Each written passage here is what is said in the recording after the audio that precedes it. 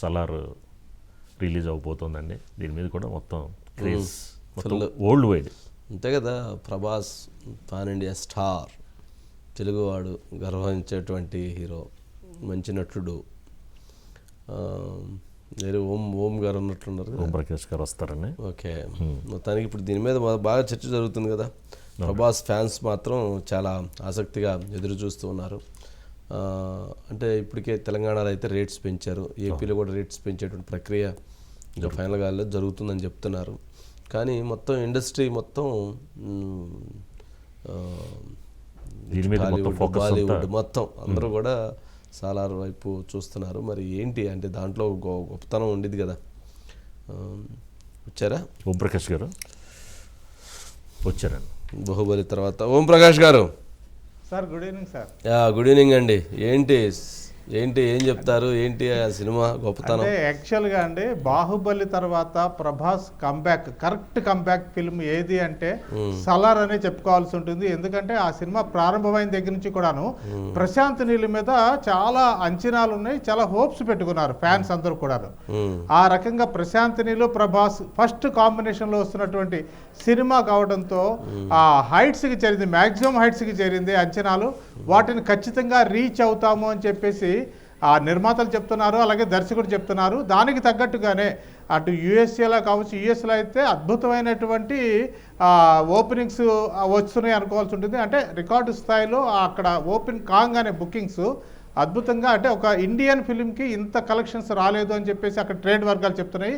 ఇక్కడ మనం చూస్తే తెలుగు రాష్ట్రాల్లో కూడాను ఈరోజు రాత్రి 1 గంట నుంచి కూడాను హైదరాబాద్లో పర్టికులర్ ఒక 20 థియేటర్లో పడుతుంటే ప్రభాస్ బాగా ఇష్టపడేటువంటి, ప్రభాస్ని ఓన్ చేసుకునేటువంటి భీమవరం లాంటి చాటు కూడా కొన్ని షోస్ పడే ఆస్కారం ఉంది. ఓవరాల్గా ఉదయం అంటే మన ఐమాక్స్ లాంటి థియేటర్స్లో అయితే మార్నింగ్ 4 o'clock నుంచే కూడా షోస్ స్టార్ట్ అవుతున్నాయి. అయితే ఇక్కడ ప్రధానంగా చెప్పుకోవాల్సింది ఏంటంటే, ఒక సౌత్ ఇండియా నుంచి వెళ్తున్నటువంటి ఒక సినిమా ఉత్తరాదిలో ఇప్పటికే బాహుబలి కావచ్చు, లేకపోతే త్రిబుల్ R కావచ్చు, అఖండ విజయాన్ని సాధించినవి, బాలీవుడ్ని షేక్ చేసినాయి.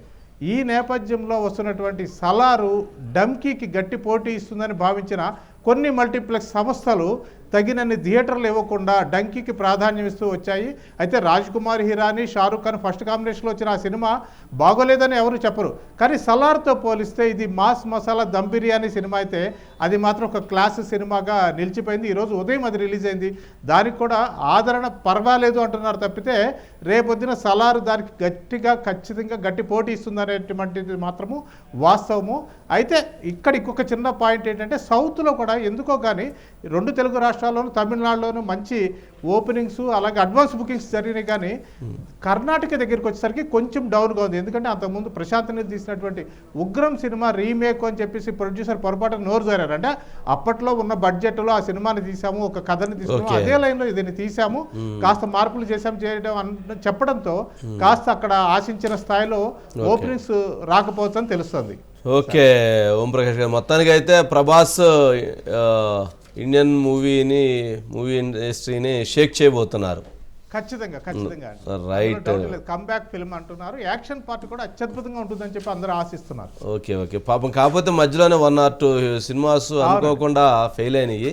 బట్ బాహుబలిని చూసిన తర్వాత ప్రమాదం ఏంటంటే, ఒకసారి ఒక లీడర్ని, ఒకసారి అలా చూస్తే ఒక హీరోని అదే రేంజ్ లో ఊహిస్తారు. అదే రేంజ్ లో అలాంటి స్టోరీస్ ఎట్లా వస్తాయి, కుదరవు, కొంచెం అటు అవుతుంటాయి. అదో పెద్ద ప్రమాదం. అందుకనే రాజమౌళి గారు ఎవరితో ఒకసారి సినిమా తీస్తే ఇక వాళ్ళని పిండి పిప్పి చేసేస్తారు. పిండి పిప్పి చేసిన తర్వాత వాళ్ళు మళ్ళీ పోయి మళ్ళీ కాస్త మళ్ళీ పైకి రావడానికి కొంత టైం పట్టింది. 2-3 ఏళ్ళు పడుతుంది. ఎందుకంటే ఆయన పిండేస్తాడు అనమాట, ఉన్న నటన అంతా పిండేస్తాడు. ఇంక పిండిన తర్వాత మళ్ళీ కొత్తగా తీయడానికి ఇంకేముంటుంది, ఆరేయాలి కదా మళ్ళీ కాస్త. ఇప్పుడు ఈ సలార్తో కాస్త ప్రభాస్ మళ్ళీ కంబ్యాక్ గా వచ్చి ఆ బాహుబలి స్థాయిలో కాకపోయినా కానీ అంతకుముందు వచ్చినటువంటి సాహో, రాధేశ్యామ, ఆది పురుషులకి మించి మాత్రం ఉంటుందని ఖచ్చితంగా చెప్పుకోవచ్చు. రైట్ ఓం ప్రకాష్ గారు, రైట్, థ్యాంక్ యూ అండి.